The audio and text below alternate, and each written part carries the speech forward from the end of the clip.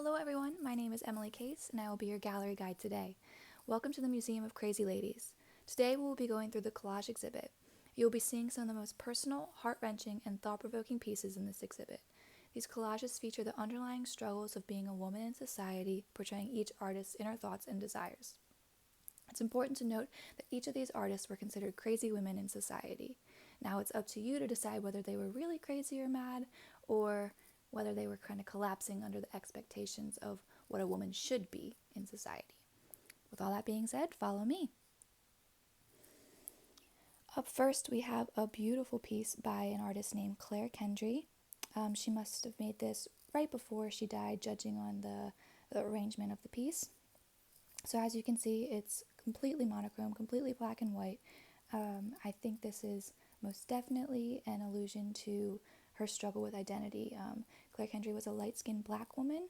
She often passed, for the majority of her life, she passed in society as a white woman in order to move higher up. She had a rich husband, an affluent family, and this allowed her to kind of remain prestigious in society and suppress her black heritage. Now, the struggle really did begin when she met up with an old friend named Irene, and she kind of brought back the beauty of her black heritage and her black culture, and this kind of created a very strong internal struggle with her. As you can see, there are certain things here. There's swap. This most likely is definitely a reference to her swapping, her passing in society, twisting it up, a new point of view. Here she has a quote about heritage. The white and black is just, that spells it out for you. And then shade in both black and white. The thank you may also be to her untimely death, and maybe right before. There's a mystery beside her death. Some believe it's a suicide, some believe it was an accident or even a murder. A lot is up in the air about that. Some gallery viewers do speculate that the thank you is a suicide, as she just couldn't keep up with the fact that her life had crumbled. Her husband had just found out that she was not a white woman, that she was actually black, and maybe this explains her death a little bit more. I don't know. I guess it's up to you guys. Up here we have another very chaotic piece, but another collage, and this is by Tina, just Tina. As you can see, again, very, very chaotic, sporadic thinking. Looks like every single thought that came to this artist's mind just kind of threw up on her page. And from what we know for Tina from an artist perspective, she was a very chaotic person in her personal life. She was a housewife. This definitely created a lot of struggle for her, as she felt she wasn't able to uphold the expectations put on her. Therapy, shrink, those played a lot of big roles in her life. Both her and her husband had seen one at some point. That was also a point in their marriage where she was kind of looked down upon because she did have to go to therapy. Mental illness wasn't very well understood. Her anxiety, her sporadic thinking, those were all things that her husband used to put her down. Taking it to the house, good housekeeping may be associated with either her madness or her pride in her house. I guess it's up to you. And then, so you missed your period is likely an allusion to her affair with a man named George. We do know that she was cheating on her husband at one point in their relationship. Some speculate that she did get pregnant with George, and I guess maybe that confirms it a little bit. I don't know. Stress was also definitely a very, very big part of Edna's life.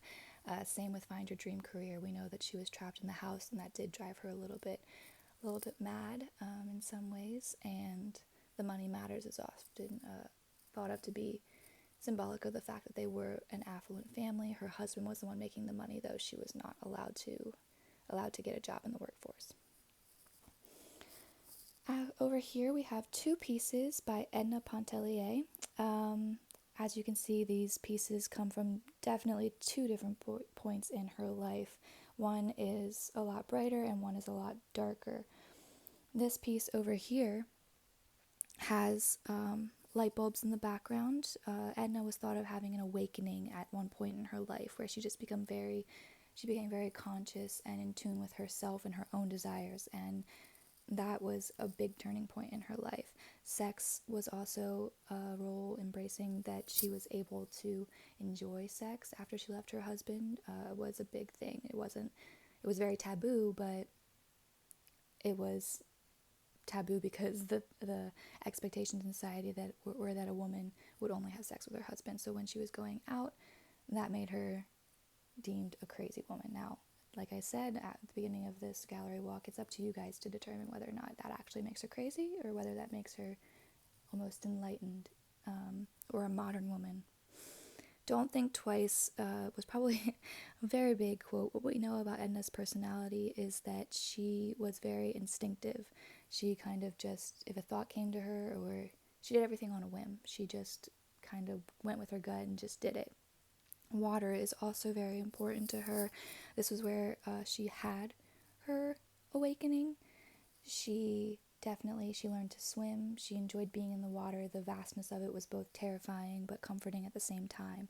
Unfortunately, the irony is that that is also where she committed suicide, as we'll see in the next piece, the dramatic turn in the art. So again, we have a very darker image here.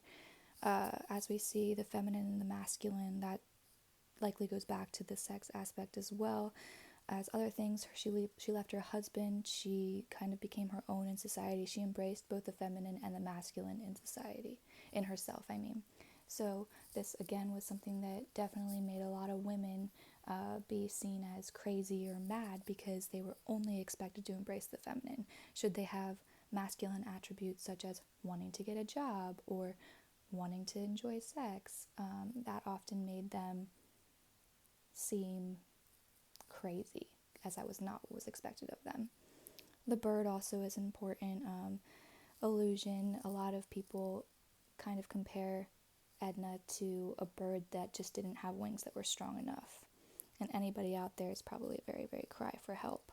A very, very big cry for help. And lastly, we have a collage by an unknown artist. It was submitted anonymously.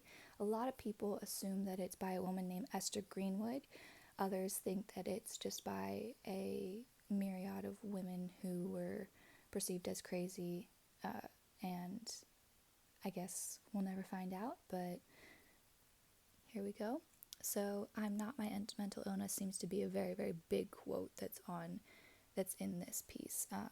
Again, the Women's Society, while they did, the artists that we've seen today, while they did have mental illnesses, crazy probably wouldn't be the best word to describe them.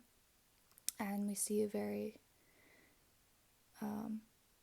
beautiful picture of different mental illnesses and their description, their accurate descriptions, not what they were perceived by other people.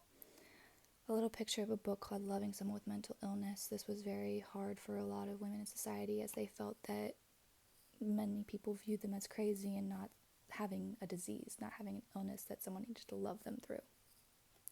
Spiritual journeys are also very prevalent in this kind of awakening, and I think most importantly is the mom effect. Now, the mom effect plays a big role on whether someone was deemed as being mad, because women were often expected to be a mom, to be a good wife, to provide for the family in the role of the house. So should they decide not to provide in that way, should they decide not to keep up with the house or the social affairs, then they were deemed as crazy. And that's very, very important to note, because I think that's one of the biggest underlying themes in all of these pieces. I hope you enjoyed our gallery walk today, and I hope you learned some things, and I will see you next time. I hope you enjoyed your visit to the Museum of Crazy Ladies today. Thank you.